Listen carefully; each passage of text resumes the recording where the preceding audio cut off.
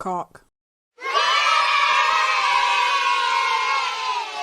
Amortentia is a potion that has been dubbed in the Harry Potter universe as the most powerful love potion in the world. It can't create real love, but instead creates an intense infatuation and obsession with someone, aka an illusion of consent. And despite this, Professor Dumbledore, or Professor Dumbledore, as known by his close friends and peers, decided to put this on the syllabus for a bunch of hormonal 16-year-olds. What could go wrong? That's Romilda Vane. Apparently she's trying to smuggle you a love potion.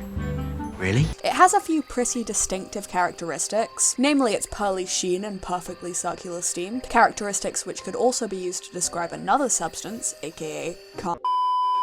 But the most interesting characteristic in my opinion is its scent, which changes completely depending on the person, or more accurately, what attracts that person the most. For Hermione, for example, it was the smell of parchment, freshly mown grass, and Ron's hair. Everybody makes bad decisions, babe, I understand. For Harry, it was the smell of Ginny's perfume and treacle tar, and for me, I'm assuming it would be something like Monster Energy and heroin. I'm just kidding, I don't like Monster Energy. We obviously know it best for its role as a quirky side story in The Half-Blood Prince, where Ron gets drugged and almost dies. Very quirky, very funny, thank you, Joanne. It's beautiful, isn't it? The moon. Divine. But one of the most important roles that it plays in this universe is the creation of what we know to be Voldemort. I'm gonna break it down to the very basics. If you want to read it in detail, like, go and actually read the book rather than watching a YouTube essay on it. Merope, or Meripegaunt, not gonna say it again, don't worry, I know both pronunciations are probably wrong somehow, but she is born to the last known heirs of Slytherin, who are, unsurprisingly, batshit insane. She falls in love, or really obsession, with a local muggle called Tom Riddle, and after her brother and father are sent away to Azkaban for like muggle abuse or something, she decides the best course of action would be to drug Tom with amortentia and get him to marry her, and thus little baby Voldemort is born, conceived under the effects of a love potion. Now that's a pretty messed up story by itself, and you'd think that would be enough for JK, but no. She does go just a little bit darker. A child that is conceived under the effects of amortentia is said to be incapable of feeling love, which is a very interesting take, Joanne. Tell us more about how you flesh out the imaginary children of sexual assault. Anyway, so in effect, Voldemort was conceived under the effects of amortentia, Voldemort doesn't feel love, Voldemort becomes an evil dark wizard that tries to kill an entire generation. So effectively what I'm saying is amortentia directly caused the genocide of thousands of muggles within the Harry Potter universe. And once again, they decided to teach this to a bunch of horny teenagers. Where's my 1-1? Has he been asking for me?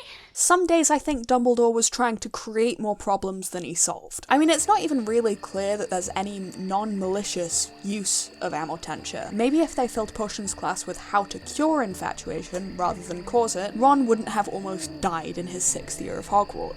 These girls, they're gonna kill me.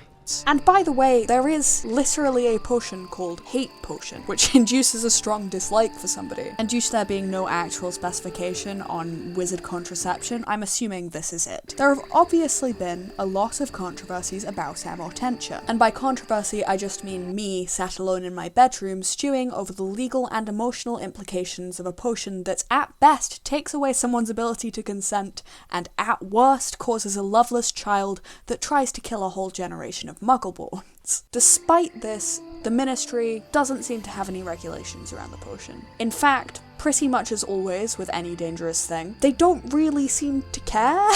They're pretty lax about what wizards can do as long as they're not stealing, torturing, or murdering people, apparently. And I feel like at least one of those three things is more justified than the use of this potion. I'm not saying murder is justified, but I mean sometimes, like, it's just easier, isn't it? Like, what Harry did to Voldemort was definitely murder, but you wouldn't question his morality. He didn't go to jail for that, you know? Now let me bomb an orphanage in peace. But I think this should be something that is regulated by the Ministry, and definitely not taught at schools. Teenagers are dumb and have no impulse control. I should know I am one, for another few months at least. And Fred and George are legally allowed to sell it to them in shops like it's pumpkin juice or something. In fact, if it was legal, I don't understand why more dark wizards didn't use it as an alternative to the Imperious Curse to get more people to do their bidding. It's just as convenient in terms of timing, unless the ingredients are hard to come by. And if the ingredients are hard to come by, how did Romilda Vane, an innocent teenager, manage to get her hands on them and drug Harry? Which, by the way, is way more messed up than the quirky storyline that JK tried to portray it as. If she'd succeeded, that would have been a jail sentence, surely. Definitely some added trauma on top of the fact that his parents and one of his close friends is dead. Multiple close friends later on. But I am the chosen one.